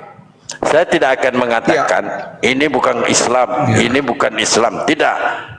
Ketika Anda berbicara Syiah, ada nggak Syiah melakukan itu? Ada nggak? Tapi apakah mereka sholat? Itu perkara sholat, Pak. Di pihak saya, di teman-teman saya masih ada yang tidak sholat. Kalau kita berbicara oknum, tetapi di sini kita berbicara pengajaran. Iya, enggak. Nah, apakah mereka melakukan pengajarannya di sini ada ajakan, lima ada kewajiban gitu loh, Pak. Ini kewajiban sudah di pengajaran ini, Pak. Ya, ini masuk dalam pengajaran. Anda masuk dalam orang Syiah oknum. pun Berbeda. ya, orang Silakan Syiah Pak Abu. pun Nggak ada antitesisnya, Bang Dalbo. Ya artinya kan gini, Pak, ya kalau kita Tapi antibiotik kita ada nggak, bicara apa Pak yang Abu? dilakukan Syiah. Nggak gini lah. Memang sebenarnya bagus ya apa yang dibawakan oleh Bang Dalbo. Cuman mungkin kali ini dengan Pak Cendana itu kita tidak dapatkan antitesisnya. Dan saya juga menghargai Pak Cendana sudah berpendapat bahwa apa yang dilakukan itu tidak benar. Kita nggak bisa paksa. Tetapi setidaknya bagi orang Islam ya, menganggap Kristen itu satu, dalam artian nggak Katolik, nggak Protestan, orang di luar tahu Kristen aja gitu. Nah, berarti secara tidak langsung kekristenan dalam masalah-masalah seperti ini memang ada pro kontra di dalam. Setahu saya juga membaca berita, saya baca apa yang dimaksud dengan ekaristi, pemberkatan dan sebagainya. Pak. Itu saya kira betul saya setuju, begini Pak. Betul, setuju saya juga membaca ya. Kami nggak tutup mata juga untuk membuat satu framing bahwa seolah-olah seperti enggak juga, tapi mungkin yang disampaikan Bang Dalbo ini supaya mengasah teman-teman Kristen untuk coba berpikir, gitu loh. Iya, berpikir artinya dalam melakukan perbandingan juga harus ada, Pak. Iya, gitu gini. Pak. Ya, Kalau mau jadi saya mirroring anggap tadi berbicara Bapak terkait bilang, masalah ini, hampir semua negara, semua agama punya iya, oknum seperti betul, ini. Iya Pak, ya. Betul. Ya. Tidak hanya di Kristen saja, di Islam Betul, pun Pak, Bapak betul, harus betul. akui bahwa di Islam Betul, pun Pak, betul. ada itu. Iya sudah. Tapi satu hal gitu Pak loh. yang saya mau katakan begini Pak. Di dalam Islam yang namanya hukum, aturan itu jelas, terang dan eksplisit. Iya. Nah, sementara di dalam kekristenan berbicara tentang hukum, aturan itu tidak tegas. Saya kasih contoh nih. Di satu sisi pelarangan tentang hubungan sejenis itu ada. Oke? Tapi fakta di lapangan bahwa negara-negara yang mayoritas ya yang melakukan hal itu atas permintaan negara atau pemimpin negara, dan itu disupport oleh Bible Bapak di dalam Roma 13 nomor 1 bahwa pemerintahan itu adalah wakil Allah di bumi, maka barang siapa menentang pemerintah maka dia telah menentang Allah. Baik, ketika ada pemerintah di negara itu meminta kepada gereja untuk melegalkan itu, apakah dia melawan? Melawan sama dengan melawan Allah. Tapi di sisi lain Bible melarang untuk melakukan yang sejenis, hubungan sejenis. Nah, berarti permasalahannya ada di pada Bible Bapak. Bagaimana dia artinya, dalam hukum itu betul, tegas saya, gitu. Saya setuju. Saya setuju sekali sama Bapak. Dan di kitab Al-Quran pun sama. Bahwa Gimana, pemerintahan adalah wakil dari Tuhan. Baik, betul ya, Pak? baik. Tetapi di dalam Al-Quran dijelaskan barang siapa yang tidak patut kepada pemerintah selama dia menganjurkan hal-hal yang ma'ruf, bukan yang salah, maka wajib ikut. Tapi kalau dia memerintahkan hal-hal yang bertentangan dengan Al-Quran, maka tidak ada kewajiban buat ikut. Gitu ya. Jadi memang jelas seperti itu. Pemerintah. Ya. Begini Pak, Nanti saya selama coba- hal-hal yang dihimbau oleh negara itu adalah hal yang positif, tidak bertentangan dengan Al-Quran, maka wajib kita ikut. Tetapi kalau tidak sejalan dengan aturan agama, maka siapapun dia, jangankan pemerintah, ayah kandung, ibu kandung, dia memerintahkan kita untuk melakukan hal yang bertentangan dengan agama, maka kita tidak wajib mengikuti dia. Iya, ya. Ya nggak apa-apa, Pak. Itu kan yang pendapat soalnya Bapak, artinya, ya Iya, adalah hukum dalam kitab Bapak itu tidak tegas. ya, Itu masalahnya. nggak apa-apa. Siap. Sehingga kalau saya mau sih- disalahkan mereka iya. yang melegalkan hukum itu, sementara mereka mengatakan kami mengikuti Bible harus tunduk Iya. kepada pemerintah, karena ada di situ siapa yang tidak mengikuti pemerintah maka dia mendapatkan hukuman dari Allah. Gimana coba? Iya, ya. Ya, oke. Baik, ini ada Bang Otak, mungkin ada ini mungkin gantian. Silakan Bang Otak atau siapa? Biar gantian ya, saya nggak enak ngomong terus. Ya. Boleh, Pak Host menyapa Bang Otak mungkin. Jadi begini Pak Cendana, saya ingin menyampaikan di sini kesempatan ini Pak Cendana, mungkin ya orang yang asik kita ajak diskusi ya, santai, Iya, enak makasih. gitulah. Santai, Ya. Pak. Betul. Saya mau katakan Betul, Pak, satu-satunya Ya. agama yang ada di dunia ini, ya, selain daripada Islam, maka semua Iya, agama Pak. itu ditolak oleh Sang Pencipta. Ada dalilnya dalam Siap. Al-Quran, ya. Inna Iya, Pak. dina indallahil Islam wa makhtalafa alladhina utul kitab illa min ba'di ma ja'ahumul ilmu bagian bainahum wa may yakfur bi ayatillah fa innallaha sari'ul hisab. Sesungguhnya Iya. agama di sisi Allah ialah Islam, satu-satunya kitab yang mendeklarasikan bahwa dia agama yang benar dan tertulis namanya adalah Al-Quran. Saya belum Iya, dapat Pak di kitab Hindu satu-satunya agama yang benar itu Hindu dan tertulis di kitabnya. Saya nggak pernah temukan satu-satunya agama yang benar itu Buddha tertulis di kitabnya. Begitu juga Iya. Kristen, nggak pernah saya temukan ada satu-satunya agama yang benar itu Kristen. Tetapi Islam dia mengklaim dan dia menjadikan itu sebagai rujukan sumber hukum yang tertuang di dalam Al-Quran Pak. Maka Iya. sesuatu yang mengklaim maka dia harus begitu rapi, begitu tersusun sehingga tidak boleh ada celah. Kenapa? Karena Iya. kalau ada celah maka klaim tadi akan menjadi salah. Nah, ini menunjukkan bahwasanya Al-Quran bukanlah buatan manusia, tetapi itu adalah wahyu dari Allah Sang Pencipta langit dan bumi, sehingga tidak ada satu celah pun. Bahkan Allah menantang mereka mengatakan apabila Al-Quran ini bukan dari sisi Allah, maka tentu engkau akan mendapatkan kontradiksi yang banyak. Karena apa? Ya. Siapa mengklaim dia harus bisa membuktikan klaimnya itu. Maka pembuktian tantangan itu dibuka sampai kiamat. Kemudian Betul, Pak. Allah berfirman di dalam Al-Quran, afa ghaira dinillahi yabghuna walahu aslama man fis samawati wal ard tau'an wa karhan wa ilaihi yurja'un. Maka mengapa mereka mencari agama yang lain selain daripada agama Allah, padahal apa yang ada di langit, apa yang ada di bumi, semua berserah diri kepadanya, baik dengan suka maupun terpaksa. Iya. Dan Allah berfirman dengan tegas, wa may yabtaghi ghairal islami dinan fala yuqbala minhu wa huwa fil akhirati minal khasirin. Dan barang siapa mencari agama selain daripada agama Islam, sekali-kali tidak akan diterima, dan di akhirat dia termasuk orang-orang yang rugi. Iya. Bapak ini dewasa, Bapak diberikan pemikiran yang Masya Allah, Allah memberikan kita ini manusia sempurna Pak. Alat Iya, Pak. ukurnya adalah akal Pak. Jika ada Tuhan ya yang mati, maka dia bukan Tuhan. Jika ada Tuhan yang diintervensi, maka dia bukan Tuhan. Jika ada Tuhan yang lahir keluar dari manusia, maka dia bukan Tuhan. Ini simple Pak. Pertanyaan paling dasar tentang ketuhanan itu adalah tahu bahwa Tuhan itu maha kuasa, Tuhan maha kuat, tidak mungkin lemah, Tuhan maha pencipta segala sesuatu, bukan dia yang diciptakan. Ini dasar aja Pak. Saya ingin begini Pak, teman-teman Kristen, saya nggak masuk ke ranah iman atau memaksa keimanan, tetapi saya mengajak, coba deh, buatlah perbandingan, coba renungkan gitu loh, apa yang saya imani ini adalah Bible, ini tuntunan keimanan saya. Apakah sudah sesuai dengan yang namanya kodrat sebagai Tuhan, itu sesuai nggak? Itu aja Pak. Jadi orang-orang yang menemukan Tuhan yang benar itu lewat tafakur, memikir dia, berpikir. Apa iya Tuhan yang Maha Pencipta ini yang katanya tidak terbatas, Ya, Ini jadi terbatas. Itu dulu pertanyaan-pertanyaan dasarnya, Pak. Ya, selamat siang.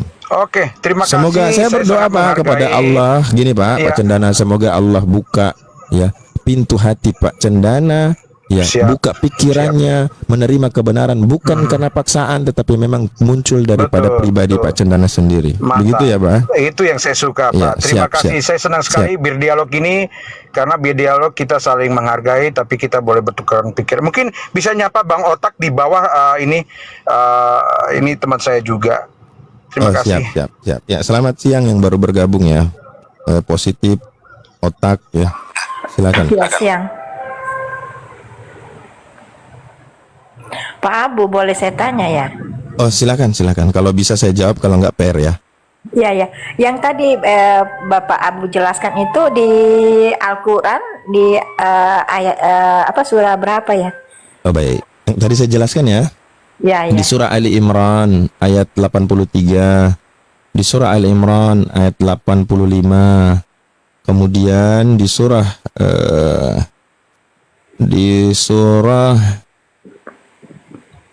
Al-Baqarah 109. Banyak, Mbak. Di surat Al-Baqarah 120. Oke. Ya. Saya catat ini Pak ya. Ibu Kristen ya, Ibu ya. Kristen tapi suka mau cari Masya tahu. Allah, Masya Allah. Semoga Ibu dibukakan ya hidayah pintunya bagi Ibu. Apa yang mau disoalkan ini, Bu? Positif nih. Soalnya saya dengar di tempat lain bahwa banyak yang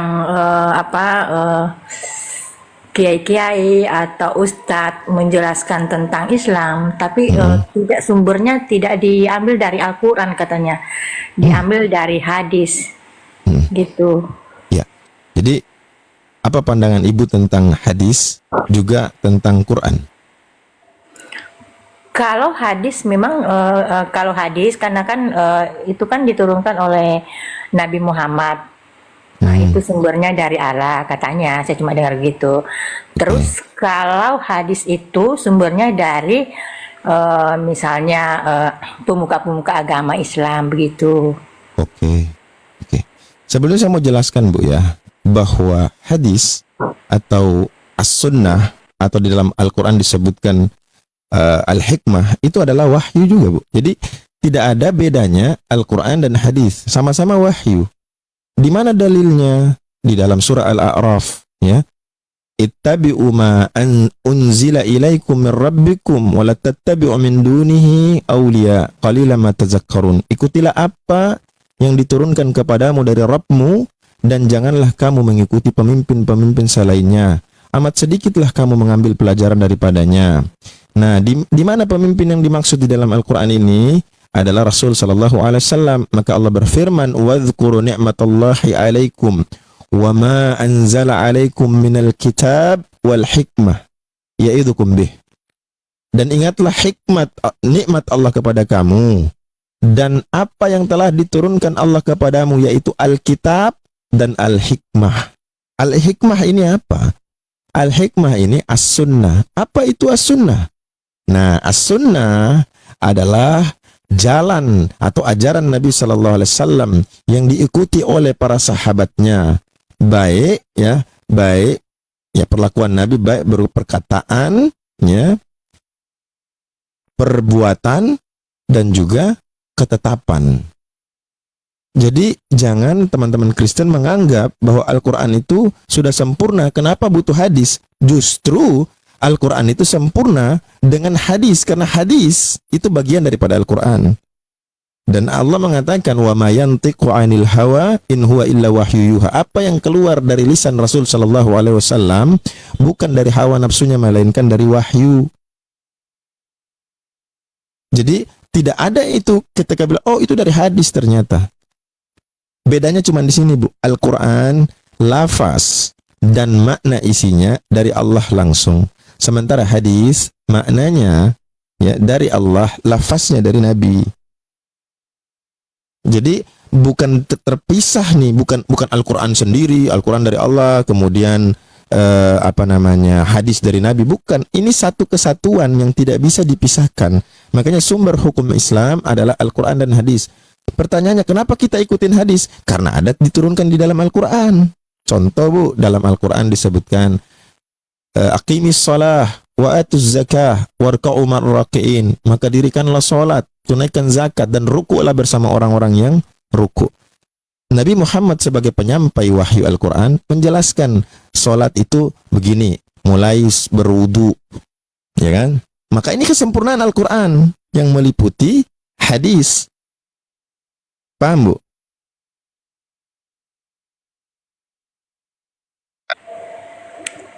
Ya paham sih, cuman kan kalau hadis itu bersamaan diturunkan begitu. Berarti ada dua hadis yang diwahyukan begitu maksudnya.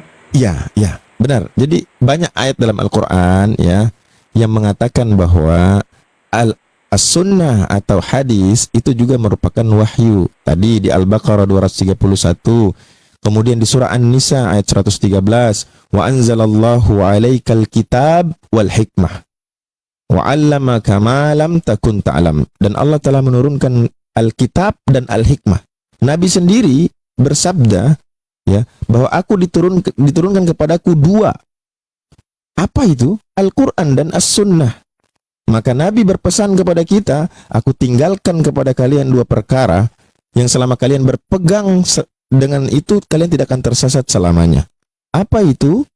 Al-Quran dan As-Sunnah. Jadi Al-Quran dan As-Sunnah ini satu kesatuan yang tidak bisa kita memandang ini lebih daripada ini. Sama, mereka berdua itu adalah wahyu.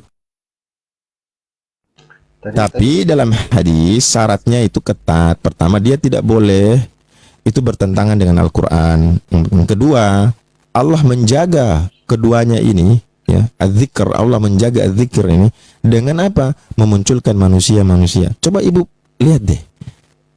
Atau Ibu bayangin aja, Bu. Kira-kira kalau semua kitab suci agama-agama di muka bumi ini dihilangkan sama sekali, bahkan apa namanya, segala sesuatu yang berbau kitab itu dihilangkan, yang masih ada apa, Bu?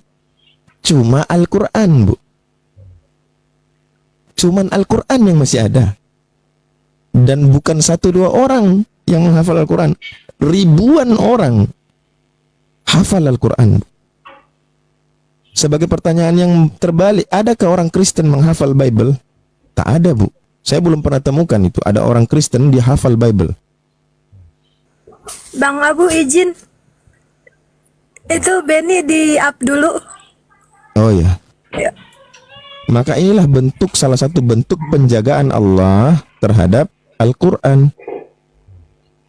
Tadi Ibu ini salah paham itu Bang Abu. Dia bilang Al-Quran dan hadis, jadi ada 2 hadis atau 2 Al-Quran. Itu dianggapnya gitu. Padahal enggak, Bu. Al-Quran dan hadis satu kesatuan yang dijadikan sebagai sumber hukum dalam Islam. Al-Quran itu hudan, sementara hadis adalah tafsir yang menjelaskan. Al-Quran itu petunjuk, penjelasannya dari hadis. Oke, tadi Pak Abu sudah jelaskan tadi, tapi kan di situ as-sunnah kan. Nah, as-sunnah itu maksudnya apa ya? Oke, as-sunnah itu perbuatan kan Nabi dalam apa kan dalam Al-Quran sama as-sunnah kan begitu. Terus as-sunnah itu kan otomatis ada isinya lagi di dalam kan. Apakah waktu diturunkan itu sudah ada isinya as-sunnah itu atau tidak begitu? Nanti as-sunnah itu maksudnya bisa dikasih penjelasan apakah di dalam Al-Quran itu sudah Al-Bukhari misalnya yang jelaskan dalam situ, apakah sudah ada itu atau nanti dijabarkan oleh pemuka-pemuka agama begitu maksudnya? Tidak. Jadi tidak ada pemuka agama yang menjabarkan Al-Quran. Semua Rasulullah Sallallahu Alaihi Wasallam yang menjelaskan. Al-Quran diberikan kepada Nabi yang menjelaskan. Contoh nih, Bu, ada perintah yang datang dari Allah. Tunaikan tunaikan zakat. Oke, zakat ini berapa? Al-Quran hanya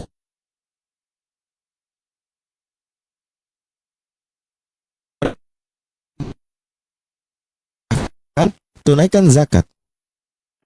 zakat ini apa? Rezeki yang kau telah terima. Gimana hitungannya? Berapa?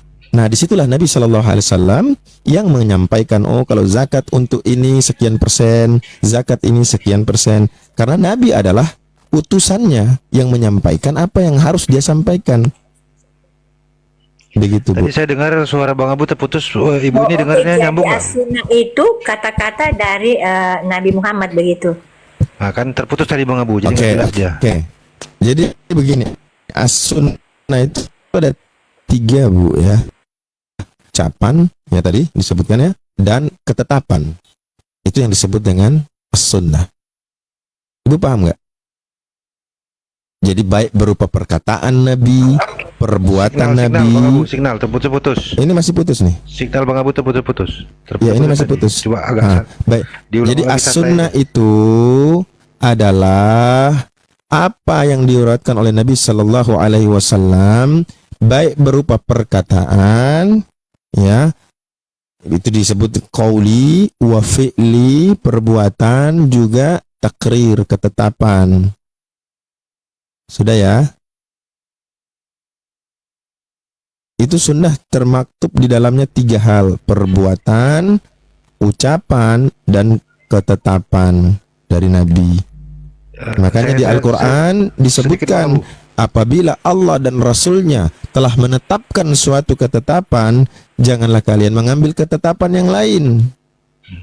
Sedikit Bang Abu, saya biar jelas gini ya, Ibu positif.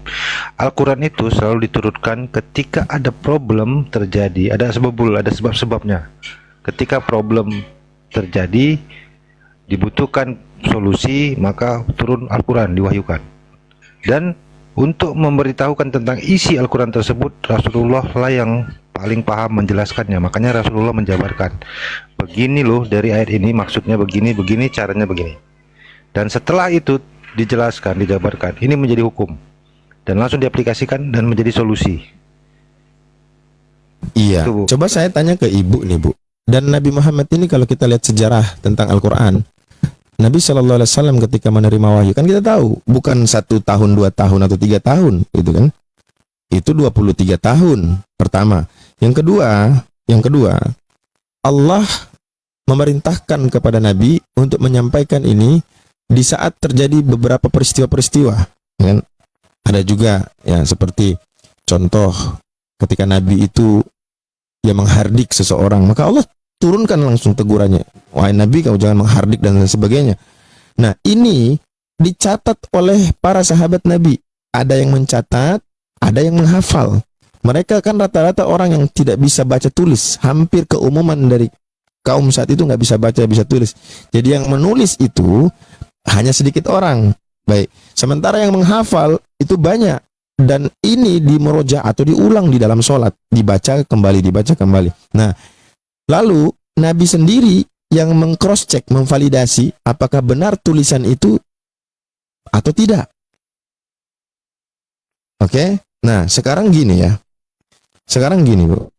Kalau kita bicara Bible hari ini, Yesus nggak pernah melihat bentuknya pun, Yesus nggak pernah, isinya pun Yesus nggak pernah lihat. Benar ya, Bu ya? Halo Ibu.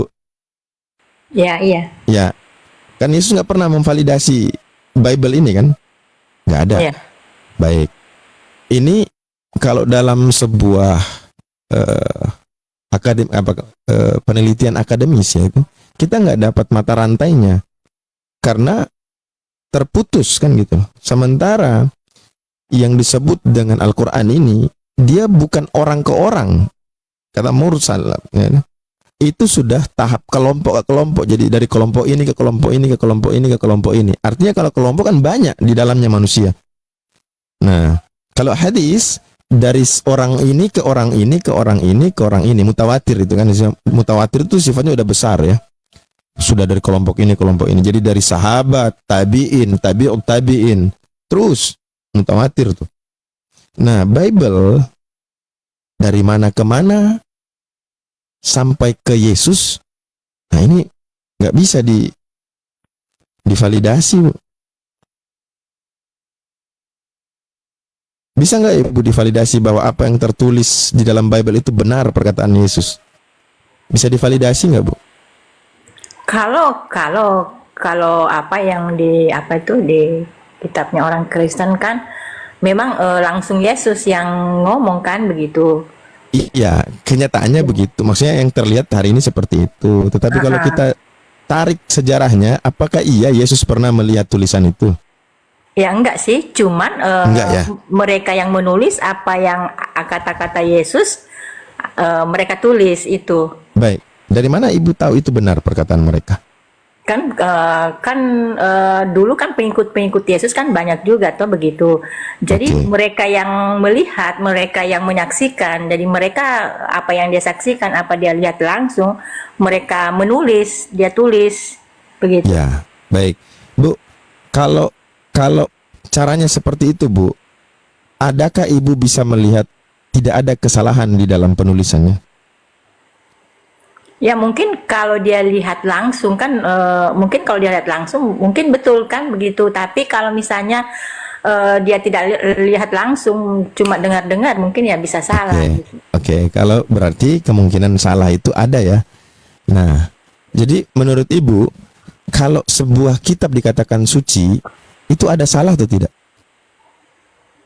Kalau suci ya tidak mungkin salah. Tidak mungkin salah. Kalau ada salah, Kalau ada salah ya berarti tidak betul. berarti bukan kitab suci. Baik. Iya. Ibu tahu nggak yang menemukan ayat-ayat kontradiksi yang sama sekali tidak relevan dan tidak ada korelasinya, itu orang Kristen yang temukan, bukan orang Islam. Kalau saya dengar ya, kalau di Alkitab tidak pernah orang bilang kitab suci itu kitab suci Injil itu suci, tidak. Itu kan Tidak. seperti kayak sejarah Ya, sejarah ya. yang terjadi Ya. terdahulu kan yang mereka catat. Jadi apa yang terjadi dulu mau baik atau tidak mau baik atau kesalahan-kesalahan orang nabi-nabi dulu mereka cantumkan di situ karena dia memang itu terjadi. Nah, mereka catat itu yang saya Iya. pelajari kayak Jadi begitu. ini aja, Bu. Secara langsung saja, apakah hari ini kita masih mengatakan bahwa Bible itu kitab suci? Kalau saya sih tidak pernah, saya pribadi ya, tidak pernah Tidak. mengatakan bahwa Masya Bible itu Allah, kitab suci, Masya Allah. tapi Betul, sejarah. betul. Betul, Bu. Tapi yang bikin miris, Bu, ya, ketika Ibu mengatakan itu buku sejarah, malah, ya, Ibu bisa bukan nanti datanya di Wiki Religi. Para sejarawan itu tidak pernah menjadikan Bible sebagai rujukan sejarah. Karena menurut mereka, informasi yang ada di dalam Bible itu tidak kredibel. Tidak bisa dipakai sebagai sumber sejarah yang kredibel dalam suatu sejarah atau mengungkap sebuah peristiwa. Kenapa? Karena isi kebanyakan daripada Bible itu hanya sekedar mitos. Dan bahkan mereka mengatakan penulis-penulis Bible kebanyakan anonim, tidak dikenal, Bu. Gimana itu, Bu? Ini perkataan para sejarawan, bukan para Muslim. Iya, Ya, sumbernya nggak jelas, Bu. Makanya Iya, itu nggak bisa karena tidak dibawakan. bisa divalidasi. Ya, kan ada yang mengatakan kalau yang percaya ya kitab itu mereka menyatakan itu benar, yang tidak ya tidak kan begitu. Baik, Jadi baik.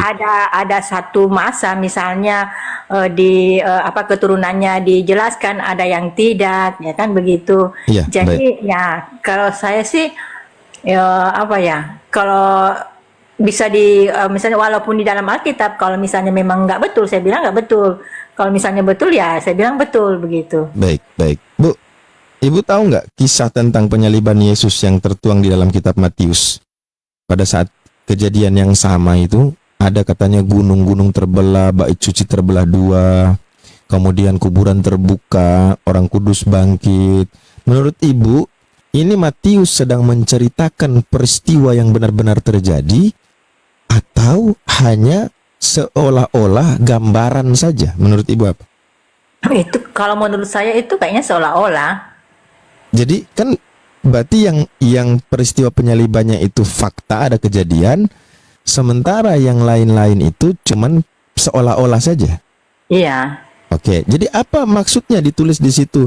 Lalu bait setelah Yesus menyerahkan nyawanya, bait suci terbelah dua dari atas sampai bawah, terjadi gempa bumi, gunung-gunung batu terbelah, kuburan-kuburan orang suci terbuka, orang kudus bangkit. Apa maksudnya itu?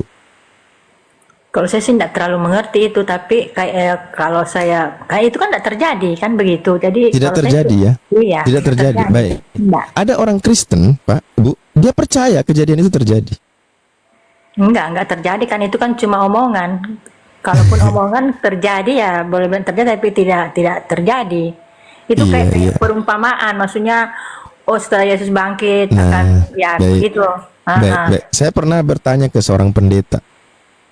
Jawaban pendeta ini menggambarkan, ini suara saya putus-putus ya, menggambarkan bagaimana kengerian yang terjadi saat penyaliban Yesus.